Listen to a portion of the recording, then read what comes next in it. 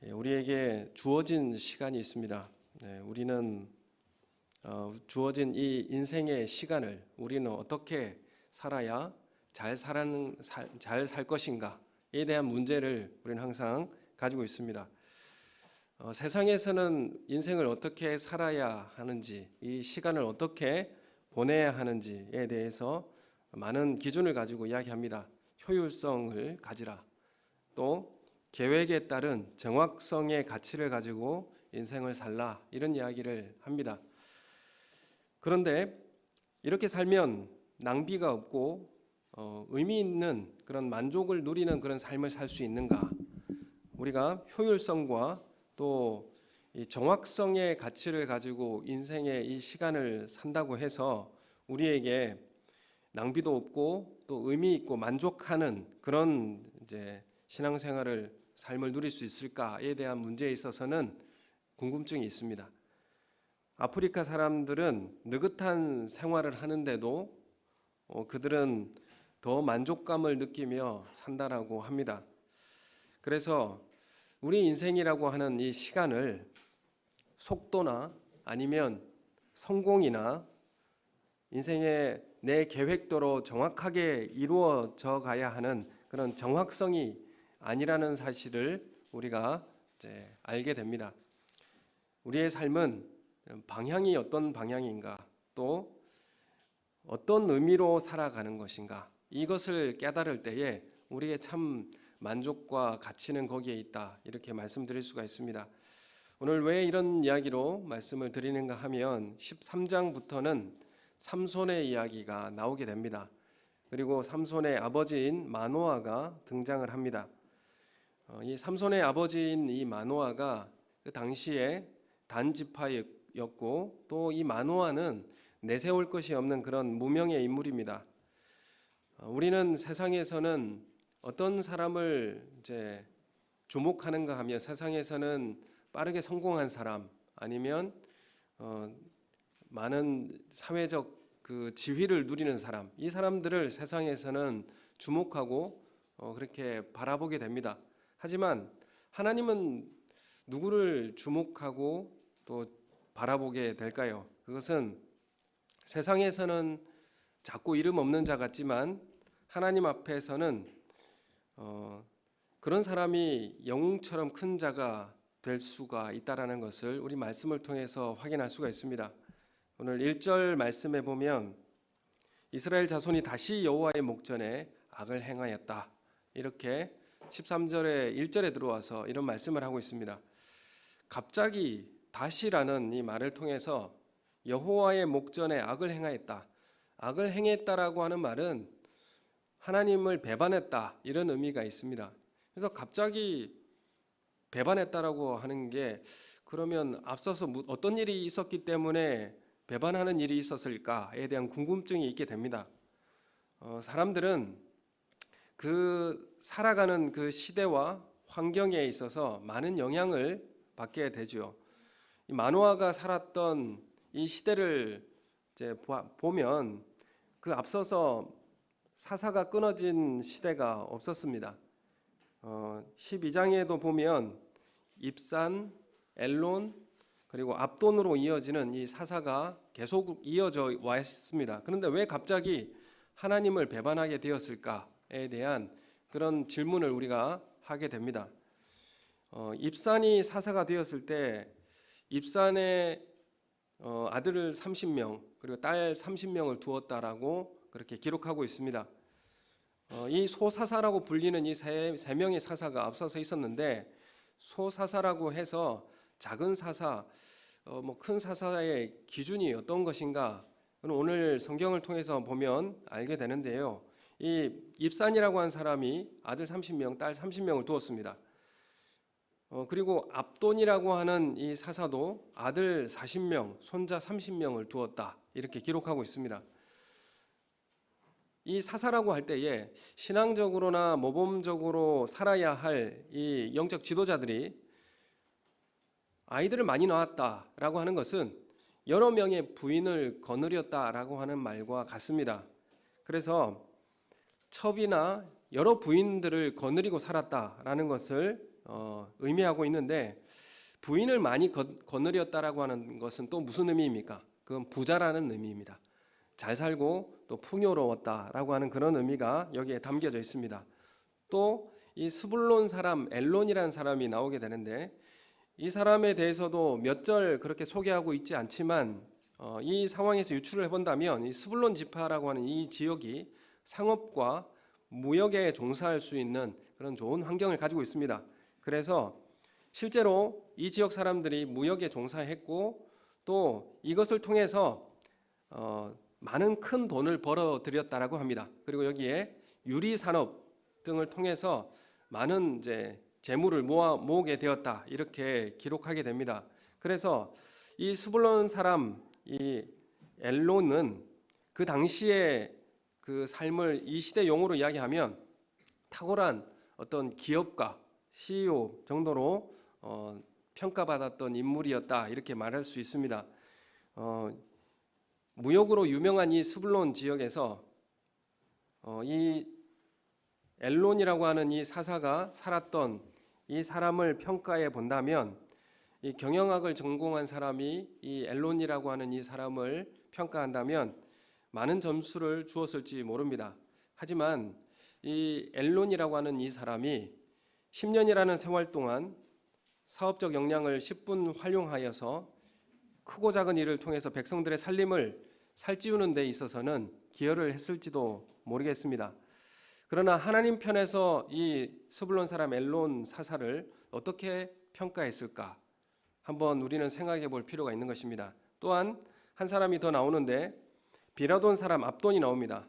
이 압돈이라고 하는 사사는 앞서서 나온 두 사람을 합쳐놓은 그런 인물입니다.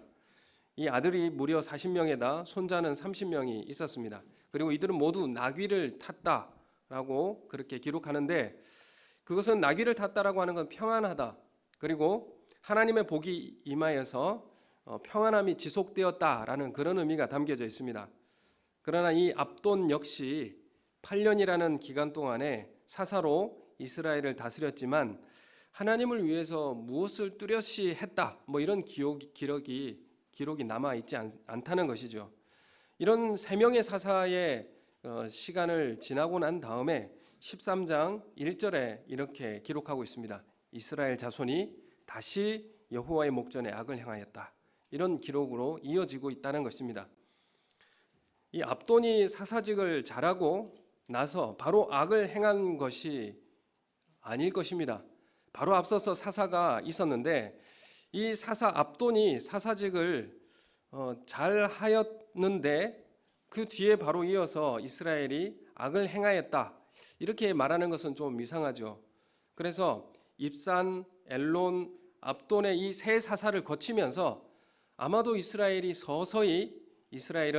평화로운 우상의 가나안 문화를 즐겼고 영원에 근거한 삶에는 점점 멀어져가는 그런 삶을 살았던 것으로 그렇게 생각이 되어집니다. C.S. 루이스라고 하는 사람이 있습니다. 이 사람이 이런 말을 했습니다. 교회를 병들게 하는 것은 사탄의 무서운 계략 중에 하나인데 그게 무엇이냐면 그리스도인들의 삶을 계속 풍요롭고 평화롭게 만들어 놓는 것입니다. 이게 사탄의 가장 무서운 계략 중에 하나다라고 C.S. 루이스는 말하고 있습니다. 돈도 명예도 건강도 인기도 그리고 즐길 수 있는 취미 생활도 충분히 주어지면 우리에게 영적 방어막이 자연스럽게 수그러든다는 것입니다. 바로 이런 현상이 앞서서 세 명의 사사였던 입산과 엘론에서 시작해서 압돈의 때에 절정에 이르게 되는 것입니다. 우리가 나쁜 것은 아닌데 괜찮은 것에 조금 취해 있다가 보면 거기에서 오는 잃어버리는 것들이 있다라는 것이죠. 그래서 우리는 최고의 것들을 잃어버릴 수 있는 요인들이 거기에 있다는 것입니다. 너무 편리함을 쫓고 너무 괜찮은 것들이다라고 하는 것에 취해 있다 보면 우리는 최고의 가치를 잃어버리는 삶을 살 수밖에 없다는 것입니다. 우리가 눈에 보이는 환경이 너무 좋으면 눈에 보이지 않는 영혼을 추구하는 열정을 상실할 수가 있게 된다는 것입니다. 그래서 앞서서 3명의 사사가 이스라엘에게 있었지만 그들은 부유했고 또 풍요로웠고 평화로운 시절을 보내었지만은 이것이 그들의 영적인 간절함이나 영적인 위기의식을 잃어버리게 만들었다라는 사실을 우리에게 알려주고 있습니다. 우리 교회가 우리의 신앙생활이라고 하는 것이 우리의 현실에 안주해서 더 이상 기도하지도 않고 말씀으로 도전하지도 않는 이 열정을 잃어버린다면 우리도 똑같이 13장 1절에 나오는 다시 여호와의 목전에 악을 행하는 그런 하나님을 돌아서는 그런 삶을 살아갈 수밖에 없는 우리의 인생이라는 것을 우리에게 말씀하고 있는 것입니다. 우리에게 이런 13장 전에 나왔던 장기간의 거짓된 평화가 주는 함정이 바로 여기에 있는 것입니다. 이 3명의 사사는 앞서서 우리가 바라본 입다와는 오랜 세월 사사로 일했습니다. 입다가 6년 동안 사사로 있었고 입사는 7년, 엘로는 10년, 압도는 8년이나 되었습니다. 셋을 합치면 25년 동안의 이 사사들이 다스리게 됩니다. 하지만 성경은 6년밖에 안 섬겼던 입다의 리더십을 훨씬 더 비중 있게 다루고 있는 것을 우리가 보게 됩니다. 그래서 우리의 삶이라고 하는 것이 양이 아니라 질이라고 하는 것을 우리에게 말씀하고 있고 어떤 가치로 살았는가, 빠르게 살았느냐, 성공을 했느냐 이것이 중요한 문제가 아니라 어떤 가치를 가지고 살았는가 이것이 우리에게 더 중요한 문제로 남게 된다는 것입니다. 그래서 하나님은 우리의 인생을 길이가 아닌 무게로 재어 보신다라고 말씀드릴 수가 있습니다. 그래서 오래 사는 것보다도 밀도 있게 하나님의 말씀에 따라서 정말 순종하며 그 하나님의 나라의 가치를 가지고 살았느냐 이것이 우리에게 중요한 평가의 지표가 된다는 것을 우리에게 말씀하고 있습니다. 오늘 이 마노아가 사사기 13장에 나오게 되는데 이 마노아는 이 당시에 타락한 사회의 영향을 받지 않고 본문 2절에 보면 소라 땅 단 지파의 가족 중에 마노아라 이름하는 자가 있더라. 그의 아내가 임신하지 못함으로 출산하지 못하더니 이렇게 말씀하고 있습니다. 지금 앞서서 사사들이 3명의 사사들이 많은 자녀들을 두었습니다. 그래서 이 많은 자녀들 두었던 이유가 뭐겠습니까? 많은 부인을 두었고 그리고 부자로 살았다 이런 의미가 거기에 담겨져 있는데 지금 마노아는 아이를 얻지 못하고 있습니다. 부인이 아들을 낳지 못하고 있었습니다. 그런데 그 당시의 시대 상황을 보면 어떤 시대 상황이었습니까? 지도자들조차 사사들조차 부인이나 첩을 그렇게 많이 두었던 그런 시대였습니다. 그런데 이 마노아는 이런 시대의 영향을 받지 않았고 자기 아내가 아이를 갖지 못하는 상황이라면 어떻게 하면 됩니까? 다른 부인을 얻어가지고 많은 부인을 얻어서 아들을 낳으면 됩니다. 그런데 이런 생각을 가지고 부인을 얻는 것이 그 당시의 시대적 상황에서는 그렇게 나쁘지 않는 생각이었지만은 마노아는 그렇게 하지 않았죠. 마노아가 세상적인 방식으로 자신의 문제를 하려고 한 것이 아니라 경건하게 가정을 지키면서 하나님의 뜻을 기다리던 그런 경건한 사람이었다라는 것을 오늘 이 앞서서 3명의 사사와 또한 13장이 시작되어지는 이스라엘의 상황을 바라보면서 마노아는 어떤 삶을 살게 되었는지를 우리는 확인해 볼 수가 있게 되는 것입니다. 하나님은 이 마노아의 이런 모습을 사소하게 치부하지 않으셨습니다. 그리고 하나님은 마노아를 주목해서 바라보셨다 이렇게 말씀드릴 수가 있습니다. 이 시대에도 하나님은 어떤 사람을 주목하여 바라보실까요? 하나님은 어떤 교회를 주목해 보실까요?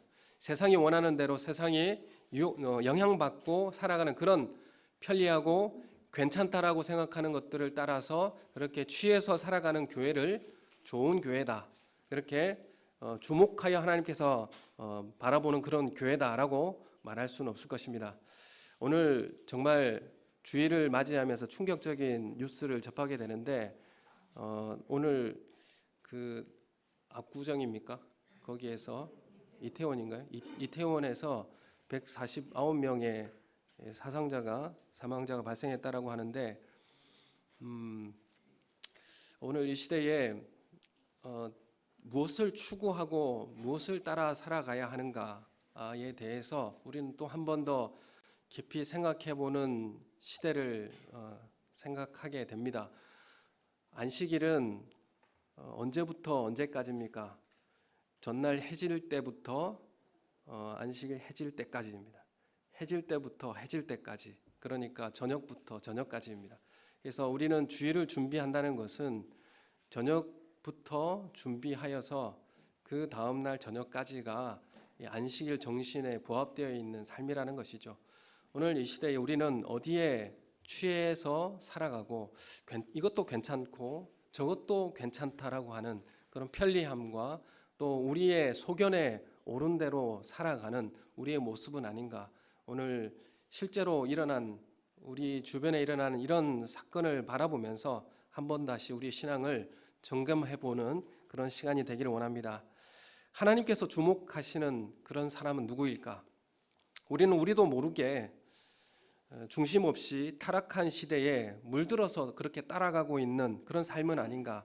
우리 삶을 다시 한번 점검해 볼 수 있는 그런 시간이 되기를 원합니다. 오늘 그러다 보면 앞에서 언급했던 이 입산, 압돈 같은 사사들처럼 신앙 이민의 그 지도자임에도 불구하고 타락한 이 시대의 영향 아래서 세상 사람과 전혀 차이 없이 살아가기가 쉽다라는 것입니다.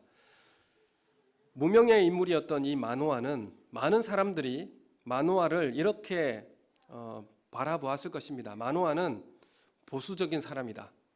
시대에 뒤처진 사람이다. 이렇게 불렀을 수도 있습니다. 아니, 다 많은 사람들이 많은 부인을 가지고 그렇게 자녀를 낳으면 되지. 왜 아이를 낳지 못하는데 그냥 그렇게 살아가느냐. 정말 뒤처진 그런 사람이구나. 이렇게 사람들의 평가를 받았을 수도 있습니다.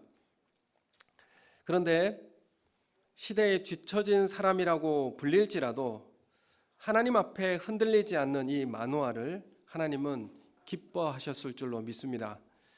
우리에게 이 사사 같은 유명한 지도자가 되겠다라고 하는 것보다 우리는 마노아처럼 별 볼 일 없고 무명의 이 알려지지 않은 인물이지만 하나님 보시기에 복 있는 그런 믿음을 소유한 그런 삶을 사시는 우리 성도님들이 되시기를 예수님의 이름으로 소원합니다. 우리가 어떤 가치를 가지고 살아갈 것인가? 우리는 앞서서 말씀드렸던 빠르게 사는 것, 효율적으로 살아가는 것, 계획에 따라서 맞추어서 살아가는 것, 이것이 우리에게 만족을 주거나 그것이 가치 있는 삶이 아닐 수 있다라는 것을 우리에게 말씀하고 있습니다. 우리의 진정한 가치와 만족은 어디서 오는가? 하나님으로부터 만족이 오고 하나님과 함께함으로 우리의 기쁨이 오게 된다는 사실, 그리고 우리가 하나님과의 깊은 관계가 회복될 때에 그때의 참 만족이 우리 가운데 주어진다는 사실을 우리에게 말씀하고 있습니다. 우리가 예배의 자리 그리고 말씀 앞에 우리가 순종하는 삶이 얼마나 우리의 기쁘고 우리의 참된 만족을 주게 되는지를 우리에게 약속해 주고 있는 것입니다.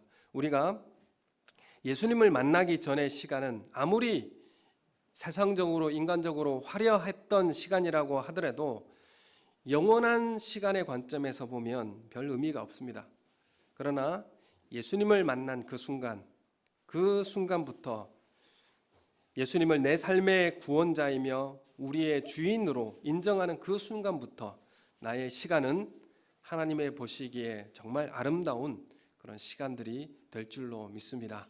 그것은 세상이 바라보는 그런 평가가 아니라 하나님께서 우리를 바라보시는 평가예요. 또한 우리의 내면의 영혼의 생명을 주시는 그런 삶이라는 것을, 가치 있는 삶을 살아가게 된다는 사실을 우리에게 말씀하고 있는 것입니다.